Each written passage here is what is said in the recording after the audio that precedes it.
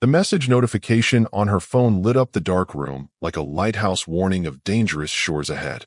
I hadn't meant to see it, but there it was, glaring at me from her unlocked screen as she showered. I finally have the courage to leave him, it read. I just need to figure out the right timing. My stomach dropped as I stared at those words. 10 years of marriage. And this is how I discover she's planning her exit?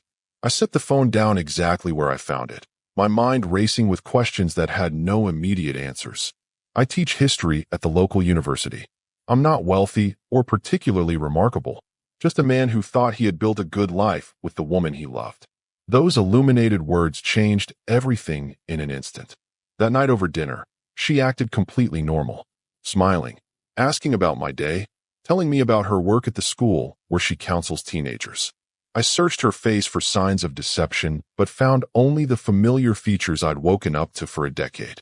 I matched her performance, betraying nothing of what I'd discovered. For the next week, I paid closer attention to patterns I'd previously overlooked.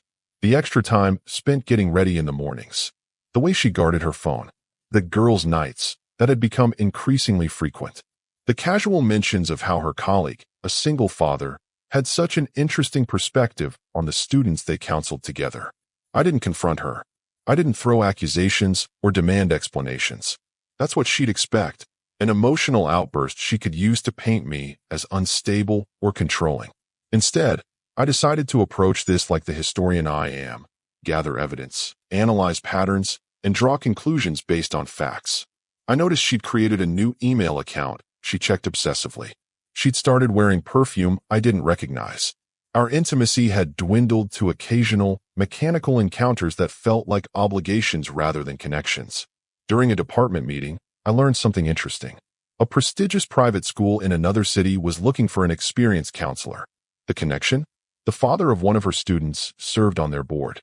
The same single father she'd been mentioning with increasing frequency. The pieces were starting to arrange themselves into a picture I didn't want to see. My wife wasn't just planning to leave me. She was strategically positioning herself for a better life elsewhere, using our marriage as a comfortable waiting room until her departure gate opened. I could have drowned in bitterness. I could have confronted her with rage and accusations. But something inside me hardened instead. If she wanted to treat our marriage like a chess game, I would need to start thinking several moves ahead. That evening when she mentioned casually that she'd be meeting colleagues for dinner, I smiled and told her to enjoy herself.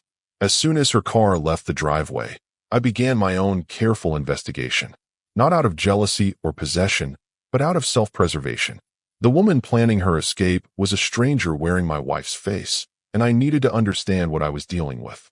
The first rule of any battle is to know your opponent. And despite the ring on her finger, that's exactly what she had become. I needed concrete evidence before taking any action. Intuition might be powerful, but facts are undeniable. After 2 weeks of careful observation, I took a calculated risk during her weekend shopping trip. I accessed her laptop, which she'd carelessly left open. What I found confirmed my suspicions and revealed something much more calculated than I'd imagined. Her email exchanges with the single father, the parent of one of her student advisees, had progressed from professional to personal to intimate. But beneath the flirtation lay something more strategic. She wasn't just seeking an affair, she was engineering an opportunity. He wasn't just any single father. He was on the board of directors at Westlake Academy, a prestigious private school paying significantly more than our local district. Their conversations revealed her real agenda. She was using this connection to secure a recommendation for an open counselor position, a stepping stone to financial independence before leaving me behind. The coldness of her planning shocked me. In one message, she wrote about making the right connections and how she was almost ready for a fresh start. She'd even researched housing costs in that city, setting up property alerts on real estate websites. Not once in any of these exchanges did she express remorse about ending our marriage. It was simply an obstacle in her path forward. I closed the laptop and replaced it exactly as I'd found it. When she returned home laden with shopping bags, I helped carry them inside with a smile that betrayed nothing. That night, I lay awake beside her, listening to her breathing, wondering how someone could share a bed with a person they were actively planning to abandon. Over the next few days, I noticed she'd started dressing differently for work. More makeup, more attention to her appearance. She claimed it was for a series of professional development workshops, but her calendar showed no such events. Instead, she was meeting him for coffee after school hours, strategically at a cafe across town where they wouldn't be recognized. One evening, she mentioned casually that she might apply for growth opportunities in the district. When I asked for specifics, she was vague, saying she was just exploring options. I nodded supportively, playing the role of an encouraging husband while piecing together her deception. I decided to extend my investigation. During my lunch break, I drove past the cafe where I knew they met. Through the window, I saw them sitting close, her hand occasionally touching his arm, laughing at something on his phone. The intimacy of their body language told me everything I needed to know. That weekend, she claimed she was meeting friends for brunch. I took the opportunity to check her browser history on our shared tablet. She'd been researching divorce laws in our state, focusing particularly on asset division. We don't have substantial wealth, but we do own our modest home and have retirement accounts. She was calculating what she could extract from our life together before moving on. Most revealing was a document she'd begun drafting, a personal statement for job applications that spoke of her desire for new challenges and a change of environment. It mentioned nothing of a husband or a decade-long marriage. In her reimagined narrative, she was already alone, unattached, free to pursue whatever she wanted. What struck me most wasn't the betrayal of her affair, though that cut deeply, but the clinical way she was dismantling our life together while simultaneously benefiting from its stability. She was using me as a safety net while constructing her escape route. I could have confronted her then, but emotional outbursts would only give her ammunition. Instead, I began forming a strategy of my own. If she wanted to play this game, she'd find I was no passive pawn waiting to be sacrificed. A digital diary. That's what changed everything. She'd forgotten to log out of her cloud account on our shared desktop, and there it was, a folder labeled Personal Notes. I hesitated before opening it. There's a line between self-protection and invasion of privacy, but she'd already crossed far more significant boundaries. The document inside contained months of entries detailing her dissatisfaction, her growing attraction to the board member, and most disturbingly, her calculated plan. The latest entry explained everything with chilling clarity. Got coffee with him again today. He's clearly interested, both personally and professionally. I've positioned myself perfectly for the Westlake recommendation. Once I secure the position, I'll have the financial independence I need. Then I can end things with both of them cleanly. Neither needs to be part of my future. They're just stepping stones to where I deserve to be. I stared at the screen, trying to process what I was reading. She wasn't just planning to leave me. She was using this man just as coldly as she was using me, manipulating his apparent feelings to advance her career. Neither of us mattered beyond our utility to her ambitions. The revelation transformed my approach. This wasn't just about saving myself from betrayal. There was another man being deceived. A decent person would warn him, though I had no illusions about heroism. My primary concern remained self-preservation. I took screenshots of the diary entries and saved them securely. Then I began researching Westlake Academy myself. The position she was pursuing required exemplary references and a spotless professional reputation. The board member likely had significant influence in the hiring process, but he wasn't the only voice that mattered. Through university connections, I discovered that a former colleague now worked in administration at Westlake. We weren't close, but we had a professional respect that might open doors. I reached out under the pretext of academic collaboration, carefully steering the conversation toward their counseling department. Meanwhile, home life continued its surreal performance. She'd become increasingly distant, often mentioning how stifling small-town life had become. When I suggested we might someday move somewhere more exciting together, she deflected, saying we should see where life takes us individually. Her working late evenings increased in frequency. One night, curiosity got the better of me, and I drove past the school at the time she claimed to be in a meeting. Her car was gone. I then drove past the board member's address, which I'd found through public records. Her car was parked a block away, a poor attempt at discretion in our small community. The next morning, I casually mentioned running into a colleague near the board member's neighborhood. The flash of panic in her eyes confirmed everything. She quickly fabricated a story about helping a student who lived in that area, adding unnecessary details in her nervousness. I nodded sympathetically, playing the role of the trusting husband. You're always so dedicated to your students, I said, watching her relief at my apparent gullibility. That afternoon, I made a decision. I sent a message to the board member requesting a meeting about a sensitive matter regarding the school. I used my university email and professional title, framing it as an academic concern. He agreed surprisingly quickly. Before taking this irrevocable step, I paused to consider my motivations. Was this about revenge? Partially, perhaps. But it was also about asserting control over a situation where I'd been rendered powerless. About refusing to be a silent victim in someone else's story. That evening, she mentioned an important professional dinner scheduled for the following week. From her diary, I knew this was when she planned to formally request his recommendation for the Westlake position. The timing of my intervention would be critical. As she talked excitedly about this networking opportunity, I realized something had fundamentally changed within me. The pain of betrayal remained, but alongside it grew a steadying resolve. I would not break. I would not beg. I would not be discarded according to someone else's timetable. The meeting with the board member was set for Wednesday afternoon at a coffee shop in the neighboring town. I'd chosen the location deliberately, far enough from our community to avoid recognizing faces, but public enough to keep the conversation civil. As I drove there, I rehearsed what I would say, focusing on facts without emotional appeals. He arrived looking confident, dressed in expensive casual clothes that spoke of comfortable wealth.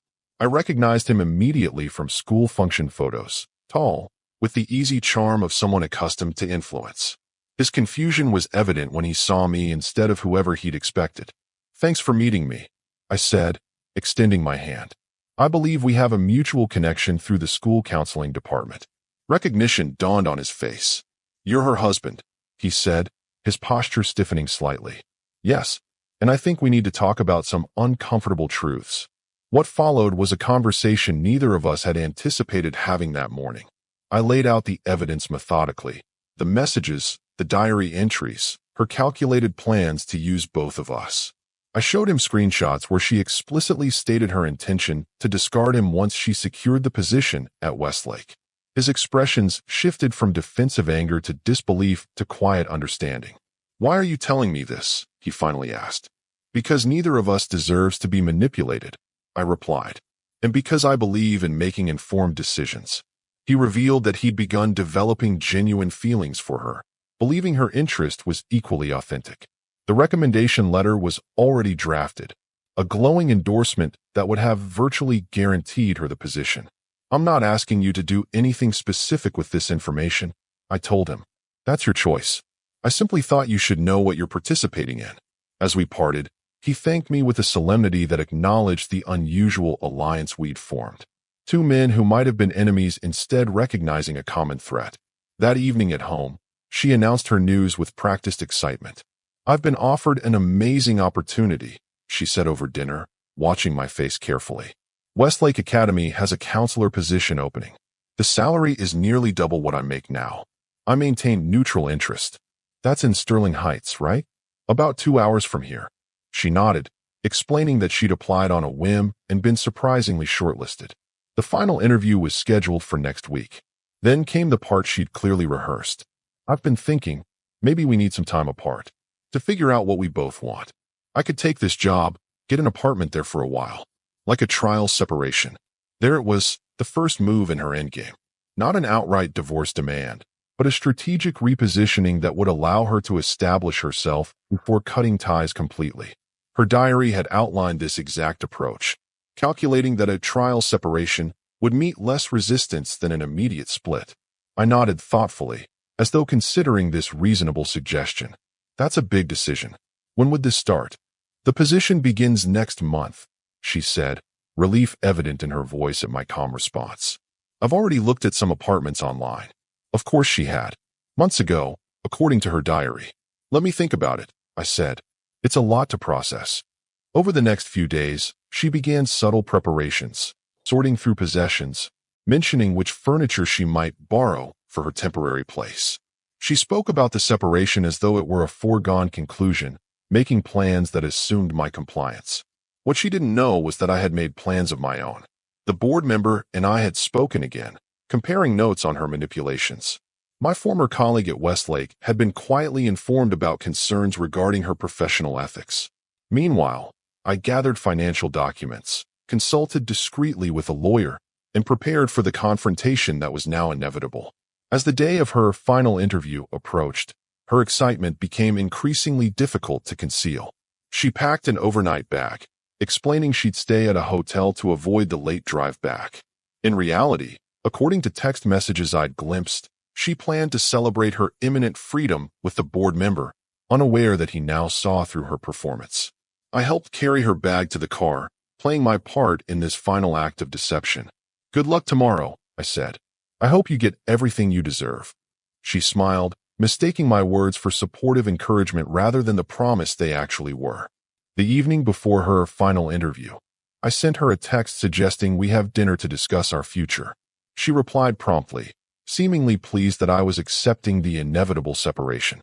I reserved a table at the restaurant where we'd celebrated our 5th anniversary, a calculated choice layered with meaning she'd soon understand. I arrived early and confirmed the arrangements I'd made with the staff. When she walked in, she was dressed professionally, clearly coming directly from school. She smiled cautiously as she sat down, no doubt relieved that there would be no scene in public. "You look nice," I said, pouring her a glass of wine. "Ready for tomorrow?" "Yes, just some last-minute preparation tonight." She sipped her wine, visibly relaxed by my apparent acceptance of the situation. "I'm glad we're handling this maturely." "Me too," I agreed. "Actually, I wanted to make sure we're clear about everything moving forward. No misunderstandings." She nodded emphatically. "Exactly. A clean transition is best for both of us." Speaking of clear communication, I continued casually. "I believe your interview panel will be arriving shortly." Her expression froze. "What?" Before she could process this, the board member walked in. His face was a carefully controlled mask as he approached our table. Behind him was the headmaster of Westlake Academy, a stern-looking woman I'd contacted through my university colleague. "Sorry we're late," the board member said, taking a seat beside me. Traffic was worse than expected. The look of utter confusion on her face quickly morphed into panic as she realized this was no coincidence. "What is this?" she demanded, her voice low and tight. "Just ensuring everyone has all the information they need before making important decisions," I replied calmly. "Like you said, no misunderstandings." The headmaster spoke directly to her. "I was quite concerned when Dr. Miller from your university shared some questions about your application ethics. Given that our school places the highest value on integrity, I felt this meeting was necessary before proceeding further." I placed my phone on the table and played a recording, her own voice from a call with the board member, explicitly stating how she planned to use the position as a stepping stone, with no intention of long-term commitment to the school. "I also thought your perspective on counseling was interesting," I continued, opening the folder I'd brought. "Particularly your diary entries about how you view relationships as transactional opportunities rather than ethical commitments." Her face drained of color as I placed printed screenshots of her diary entries on the table. The board member leaned forward to examine them, his expression hardening as he read his own name among her manipulations. "You went through my private files?" she hissed, anger replacing shock. "Yes," I admitted without apology. "Just as you went through our marriage looking for what you could extract from it." The headmaster cleared her throat. "I believe I've seen enough. I regret to inform you that Westlake Academy will be pursuing other candidates for the counselor position. Professional ethics are non-negotiable in our institution." As the headmaster stood to leave, the board member remained seated. "I have a few more things to discuss," he said quietly.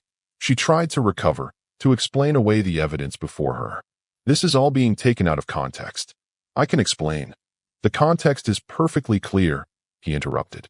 "You manipulated me professionally and personally to advance your career.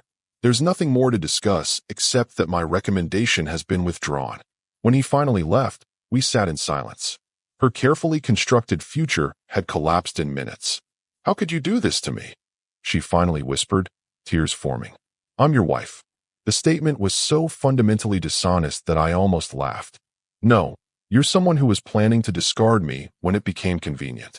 You just didn't expect me to discover your plans or have the strength to protect myself." She switched tactics, tears flowing freely now. "I made a mistake. We can work through this. I never meant to hurt you." I placed money on the table for our barely touched dinner. Your interview tomorrow has been canceled. Your relationship with the board member is over. And so is our marriage. As I stood to leave, she grabbed my arm. Where am I supposed to go? What am I supposed to do now? For the first time that evening, genuine emotion crept into my voice. That was always the question you were planning to leave me with, wasn't it? Now you can answer it for yourself. I walked out of the restaurant into the cool evening air, feeling neither triumph nor sorrow, only the quiet certainty that I had refused to be made small by someone else's betrayal. For months have passed since that night at the restaurant. The divorce was finalized with surprising efficiency. She didn't contest anything once she realized her leverage was gone. I kept our house, not out of sentimentality, but because I refused to be uprooted by someone else's betrayal. This home, this community, is where I've built my life and reputation. The first weeks were strange, adjusting to silence, to spaces once filled by another person. Friends chose sides, as they inevitably do. Some suggested I'd been too harsh, that marriages deserve second chances. Others, who'd seen through her performance long before I had, simply said, "It's about time." I threw myself into work, revamping my courses and proposing a new research project. The department chair noticed my renewed energy and asked if I'd consider heading a new historical ethics initiative. The irony wasn't lost on me, finding professional growth through personal betrayal.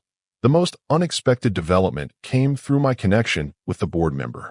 After our confrontation with her, we occasionally messaged about the aftermath. These exchanges evolved into conversations about our experiences, then into a genuine friendship. We began meeting regularly for drinks, sharing stories of recovery and rebuilding. One evening, he mentioned that several other men in the community had experienced similar manipulations. "There's no support for this," he said. "Men are expected to either rage or suffer silently." Together, we started an informal group. Nothing official, just regular gatherings where men could speak honestly about betrayal without judgment. No wallowing in victimhood, but practical discussions about moving forward with strength and dignity. It's grown steadily, creating connections I never expected to find from the ashes of my marriage. 3 months after our divorce, I received her first message. Her tone was conciliatory, suggesting she'd done some soul-searching and realized what she'd thrown away. I didn't respond. The messages continued, growing increasingly desperate. She'd failed to secure another counseling position after Westlake withdrew their offer. The board member had shared her unethical behavior with his professional network, not vindicatively, but as a matter of professional integrity. Her reputation in our field was compromised. Last week, I learned she'd moved back to town, taking a retail position at the mall. Yesterday, she appeared on my doorstep unannounced. "Can we talk?" she asked, her voice soft, her appearance deliberately subdued. "I've changed. I've learned from my mistakes." I studied her face, the same face that had lied to me for months, that had planned to discard me without a second thought. There was desperation there now, perhaps genuine regret, but that wasn't my concern anymore. "No," I said simply. "We have nothing to discuss." "Don't you want to know why I did it? Don't you want closure?" she pressed. "I know exactly why you did it," I replied. "You saw our marriage, as temporary, something to use until something better came along. The why doesn't matter anymore." She began crying then, those manipulative tears I'd once found so moving. "I have nowhere else to go," she admitted. "My parents won't help, my friends have abandoned me. You're all I have left." The statement revealed everything about her unchanged character. She wasn't here because she valued me, but because her options had narrowed. I was still just a utility to her, now as a last resort. "That's not my problem," I said, closing the door as she began another plea. Later that evening, the board member called. "I saw her in town," he said. "Did she contact you?" I confirmed she had, and that I'd turned her away. "Good," he said. "Some people never change. They just adapt their tactics when the old ones stop working." As I hung up, I realized something profound had shifted within me. Not just healing from betrayal, but a fundamental strengthening of character. I had discovered my own worth wasn't determined by someone else's assessment. I had learned that strength comes not from never being wounded, but from refusing to let the wound define you. She thought I'd always be there, a safety net beneath her ambitions, a fallback option when plans failed. She never imagined I would choose myself over her manipulation. that my absence from her life would be as permanent as she had planned mine to be from hers. Some lessons are learned too late. Our story has come to an end. If you've made it this far, how about subscribing to our channel? It helps us immensely. I've selected 2 other videos for you that I'm sure you'll enjoy. Feel free to click on them. I'll be waiting for you in the next story. See you soon.